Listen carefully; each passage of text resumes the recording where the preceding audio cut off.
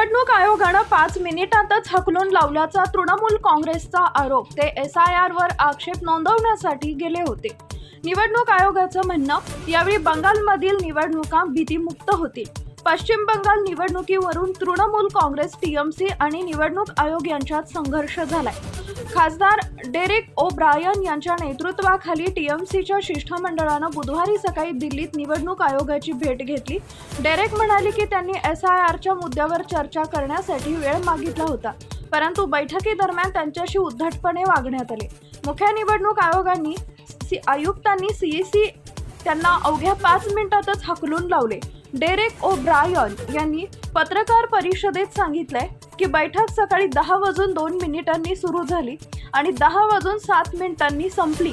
निवडणूक आयोगाच्या सूत्रानुसार डेरेक ओब्रायन यांनी मुख्य निवडणूक आयुक्तांना बोलण्यापासून रोखले आणि त्यांना धमकी दिली।